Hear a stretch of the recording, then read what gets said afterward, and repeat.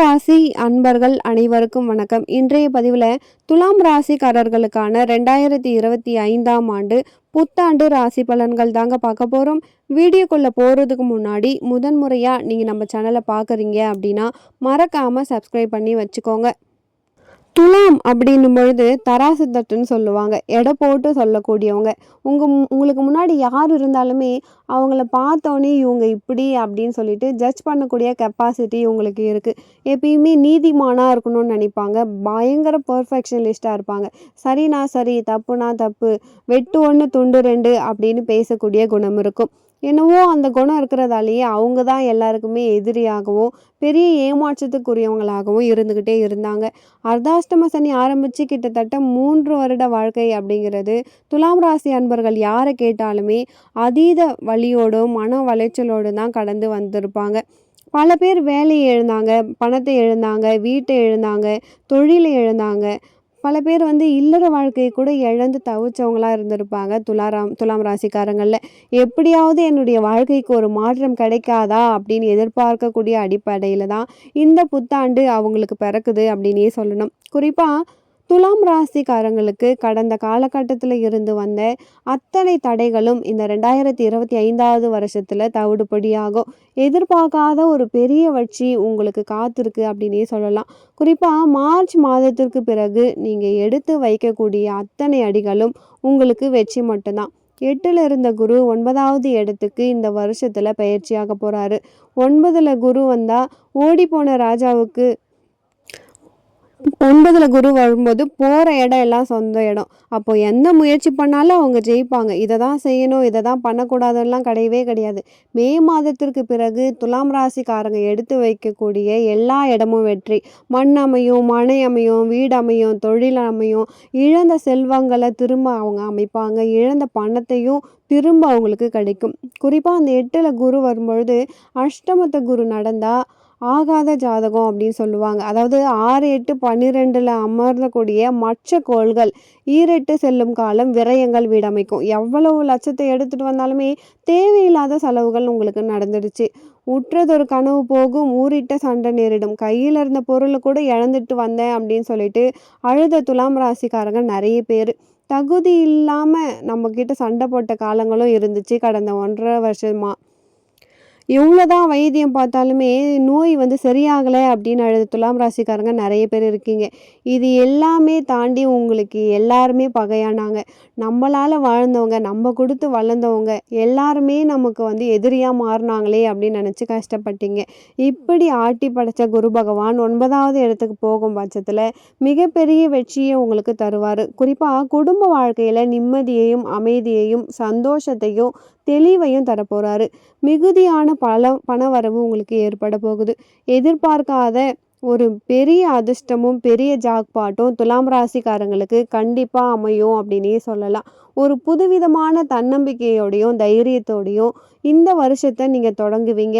குறிப்பாக தாய் வழியில் இருந்து வந்த பிரச்சனைகள் சரியாகும். கடந்த 2.5 வருஷமாகவே அம்மாவுக்கும் உங்களுக்கும் ஆகாது. தாய் ஒன்று சொன்னால் பிள்ளைக்கு ஆகாது, பிள்ளை ஒன்று சொன்னால் தாய்க்கு ஆகாது. மிஞ்சி பேசினா துலாம் ராசிக்காரங்க வீட்டில் இருந்தால் நான் வீட்டை விட்டு வெளியே போயிடுறேன், ஹாஸ்டலுக்கு போயிடுறேன், வெளிநாட்டுக்கு போயிடுறேன்லாம் பேசியிருப்பாங்க. இந்த பிரச்சனை எல்லாமே கடவுள் புண்ணியத்தில் சரியாக போகுது.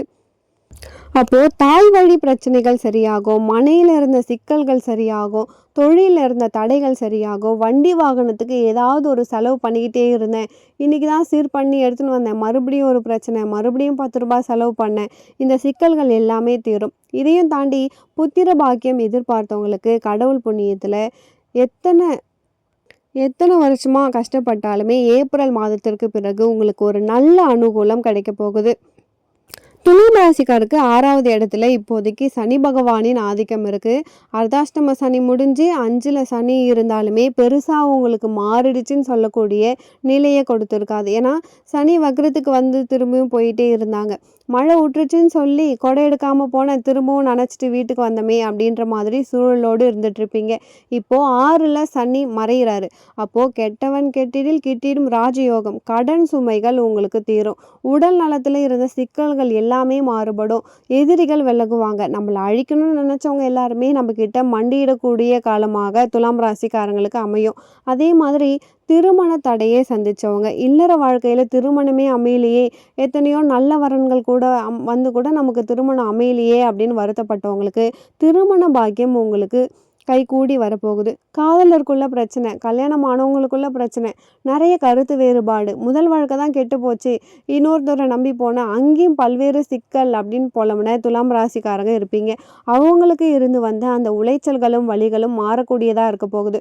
கொடுக்கல் வாங்கல்ல வாங்கிட்டு கொடுக்க முடியல, கடன் சும்மா வந்து கருத்தை நெரிக்குது, 100 ரூபா தான் சம்பாதிக்கிறேன், 1000 ரூபாய் கடன் இருக்கு அப்படின்னு நினைச்சவங்களுக்கு கடவுளே கை கொடுத்து உங்களை தூக்கி விட போறாருங்க.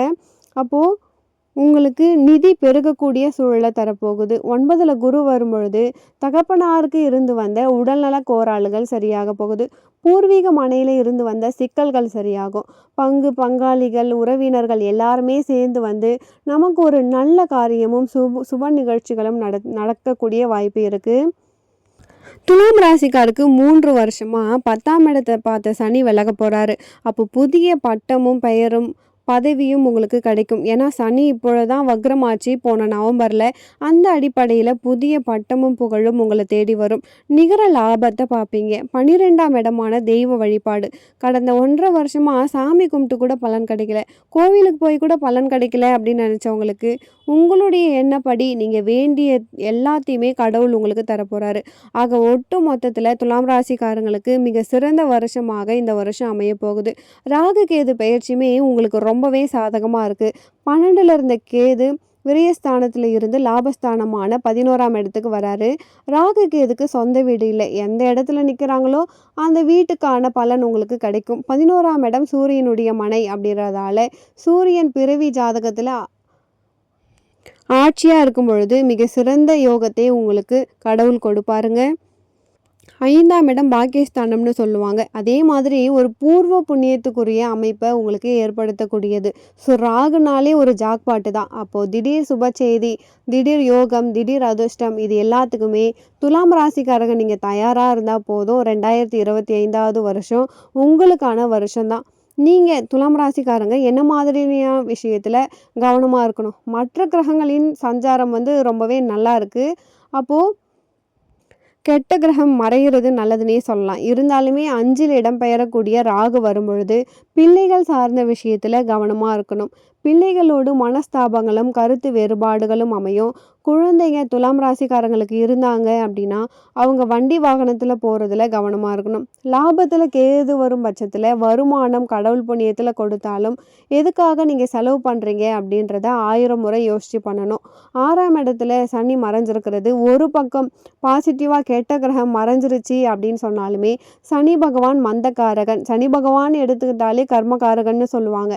அப்போ மறைமுகமான போட்டி, பொறாமை, வஞ்சகம், சூழ்ச்சிகள் ஏற்படும் இந்த காலகட்டத்தில். அப்போது நம்மளை கொஞ்சம்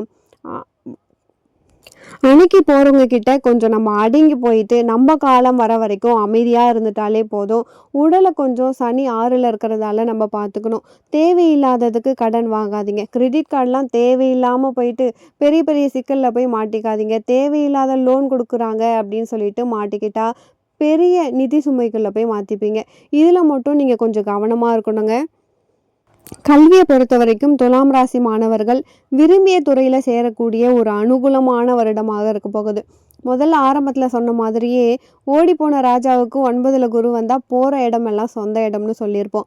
அது நம்மளுடைய கல்வி, வேலைவாய்ப்பு, தொழில் எல்லாத்துக்குமே சேர்த்து தான். அப்போது மாணவ செல்வங்களை பொறுத்த வரைக்கும் தடைப்பட்ட கல்வியில் இருந்து வந்த சுணக்கங்கள் எல்லாமே மாறுபடும். இதுக்கு முன்னாடி எக்ஸாம் பாஸ் பண்ண முடியல, நிறைய டைம் நான் காம்படிட்டிவ் எக்ஸாம் எழுதிட்டேன், செலக்ட் ஆகலை, வெளிநாட்டு ஆப்பர்ச்சுனிட்டிக்காக எக்ஸாம் எழுதினேன், பாஸ் பண்ணலை, தள்ளி போகுதுன்றவங்கெல்லாம் கண்டிப்பாக இந்த 2025ல் மார்ச் மாதத்துக்கு பிறகு நீங்கள் எடுக்கக்கூடிய முயற்சிகளில் வெற்றி அடைந்தே தீருவீங்க.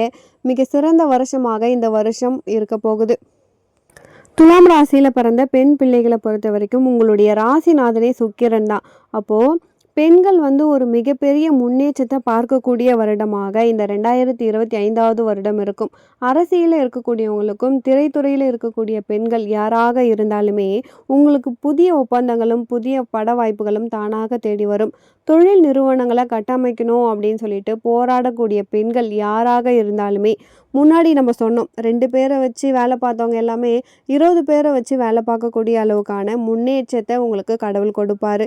இதுக்கு முன்னாடி தயங்கி தயங்கி இதெல்லாம் பேசணுமா இதெல்லாம் கேட்கணுமான்னு நினச்ச துலாம் ராசிக்காரங்க எல்லாருமே உங்களை யாரெல்லாம் கீழே அமுக்கணும் அப்படின்னு நினச்சாங்களோ அவங்க முன்னாடி நின்று நீங்கள் ஜெயிச்சு காட்டக்கூடிய ஒரு அற்புதமான வருடம். தெளிவான சிந்தனையோடு தெளிவான புத்தியோடு பலவிதமான பரிணாமங்களை துலாம் ராசிக்காரங்க பண்ணுவாங்க. இதுக்கு முன்னாடி ஒரு தொழில் பண்ணீங்க அப்படின்னா துலாம் ராசி பெண்கள் அடிஷ்னலாக இன்னொன்று இந்த பீரியடில் பண்ணுவாங்க. அது அவங்களுக்கு ஒரு நல்ல கை கொடுக்கக்கூடியதாக இருக்கும். மே மாதம் வரைக்கும் கொஞ்சம் வெயிட் பண்ணுங்கள். மேக்கு அப்புறம் அழகாக உங்களுக்கான ஃப்ளைட் வருது. நீங்கள் ஜம்முன்னு ஏறி உக்காந்தீங்க அப்படின்னா ஃப்ளைட் கொண்டு போய் உங்களை பத்திரமா அடுத்த கரைக்கு சேர்த்துரும். துலாம் ராசியில் பிறந்த ஒவ்வொருவரும் நீங்கள் செல்ல வேண்டிய கோவில் உக்கிரமான தெய்வ வழிபாடு எதுவாக இருந்தாலுமே நீங்கள் செய்யலாம். அம்பாள் வழிபாடு, காளியின் வழிபாடு, துர்க்கை வழிபாடு, வராகி வழிபாடு, இது மாதிரி உக்கிர தெய்வங்களை வழிபடும் பொழுது மிக சிறந்த பலன்கள் உங்களுக்கு கிடைக்கும். நேரம் இருந்துச்சு அப்படின்னா மலையின் மீது இருக்கக்கூடிய முருகப்பெருமானின் திருக்கோவில் மணக்கோலத்தில் இருக்கக்கூடிய முருகப்பெருமானை நீங்கள் தரிசனம் பண்ணிட்டு வந்தீங்க அப்படின்னா வாழ்க்கையில் இருக்கக்கூடிய எதிரி சத்துரு கடன் பிரச்சனைகள் அத்தனையுமே கடவுள் உங்களுக்கு சரி பண்ணி கொடுப்பாரு. அதே மாதிரி திருமண தடையை சந்திக்கிறவங்களா இருந்தீங்க அப்படின்னா முருகனை மணக்கோலத்தில் சந்திக்கும் பொழுது நிச்சயமாக திருமண வரன்கள் கூடி வரக்கூடியதாக இருக்கும். முடிஞ்சால் செவ்வாய்க்கிழமை வெள்ளிக்கிழமை பெண் தெய்வம் இருக்கக்கூடிய அம்மனுடைய சன்னதி எந்த கோவிலாக இருந்தாலும் நீங்கள் சென்று விளக்கு தீபம் ஏற்றி வழிபடும் பொழுது உங்கள் வாழ்க்கை மிக சிறந்ததாக அமையுங்க. துலாம் ராசிக்காரங்களை பொறுத்த வரைக்கும் 90%னே நம்ம சொல்லலாம். 90%க்கு மேலே உங்களுக்கு மிக சிறந்த நன்மையை தரக்கூடிய பலன்கள் தான். ஒரே ஒரு பலகீனம் 5ல் இருக்கக்கூடிய ராகு புத்திர தோஷத்தை ஏற்படுத்தும். ஸோ பிள்ளைகளால் சில பிரச்சனைகள் வரும். பூர்வீக சொத்து சம்மந்தமான சின்ன சின்ன மன கஷ்டங்கள் வரும். அப்போ 6ல் இருக்கக்கூடிய சனி ஒரு பக்கம் மறைஞ்சிருக்கு அப்படின்னு நம்ம சொன்னாலுமே சனியால் சின்ன உடல் உபாதைகள் சில மருத்துவ செலவுகள் மட்டும் ஏற்படும். இது மட்டும்தான் கொஞ்சம் பலகீனம். இதை சரி பண்ணிக்கிட்டீங்கனாலே போதும். மற்றபடி உங்களுக்கு மிக சிறந்த வருஷமாக இந்த வருஷம் அமைஞ்சே தீரும். மேலும் துலாம் ராசிக்காரங்க உங்கள் வாழ்க்கையில் சீரும் சிறப்போடும் செல்வ செழிப்போடும் வாழ நானும் இறைவனை பிரார்த்திக்கிறேன். நன்றி.